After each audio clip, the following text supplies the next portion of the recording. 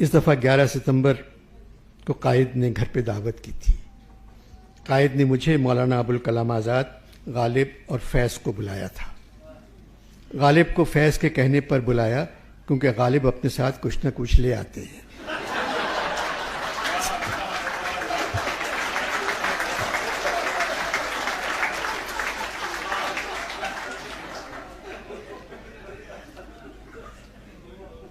پاکستان پر گفتگو ہوتی رہی.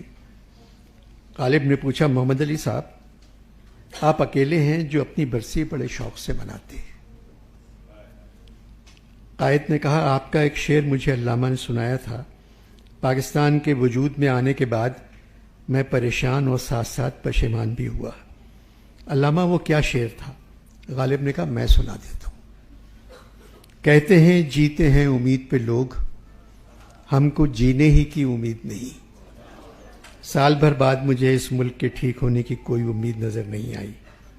میں چلا آیا.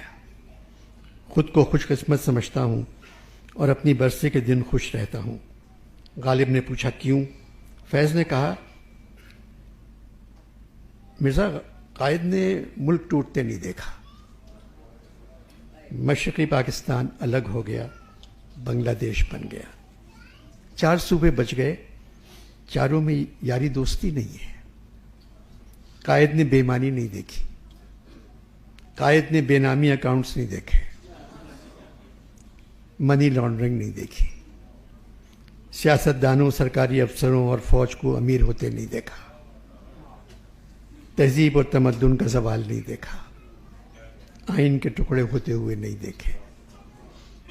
علامہ نے تو کہہ دیا تھا، وطن کی فکر کر ناداں، مصیبت آنے والی ہے، تیری بربادیوں کے مشورے ہیں آسمانوں میں. مولانا آزاد نے کہا، فیض، آپ نے تو 14 اگست 47 کے بارے میں کہہ دیا تھا، یہ داغ داغ اجالا، یہ شب گزیدہ سحر. وہ انتظار تھا جس کا یہ وہ سحر تو نہیں. غالب بولے، قائد ہندوستان میں رہتے پاکستان بنانے کی کیا ضرورت تھی؟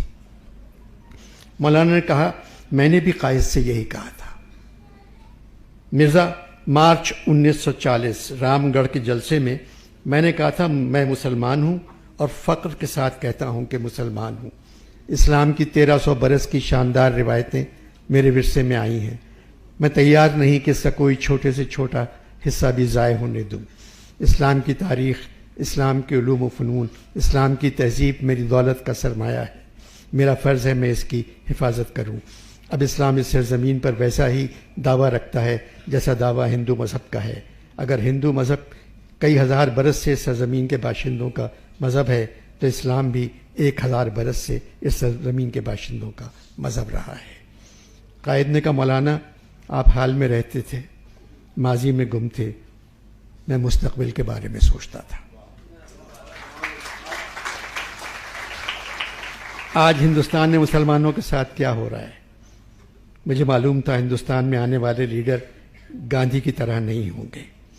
یہ تو گاندھی کا کرم تھا کہ مسلمان خوش تھے. غالب بولے، گاندھی کا نام بھی تو کرم تھا. مولانا مودی سوچتا نہیں، اگر ہندوستان سے نظام الدین اولیاء، غریب نواز، امیر خسرو، بابر، اکبر، شاہجہاں، سر سید، میر تقی میر، سودا، داغ، مصفی، انیس و دبیر، انشا، جرت، ناسق، ولی، حالی، ذوق، ابوالکلام، اکبر آبادی، رسوا، نذیر اکبر آبادی، جگر مرد آبادی، استاد ولایت خان، بسم اللہ خان، فیاض خان، بڑے غلام علی خان، اللہ رکھا، امجد حسین، سلطان خان، دلیپ کمار، اختر علیمان، خواجہ احمد عباس، سردار جعفری، مخدوم محی الدین، مجروح، جانثار، مستر خیر آبادی، ریاض خیر آبادی، رشید احمد صدیقی، ذاکر حسین، عصمت چغتائی، قرۃ العین حیدر کو نکال دیں تو صرف آگ کا دریا بچے گا.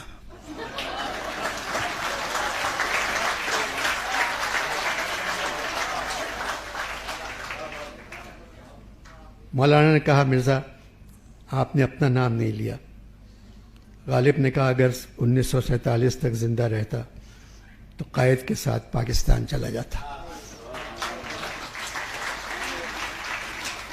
بات یہ ہے مولانا، اب ہندوستان مسلمانوں کا ہی نہیں، شریف اور پڑھے لکھے ہندوؤں کے رہنے کے قابل بھی نہیں رہا.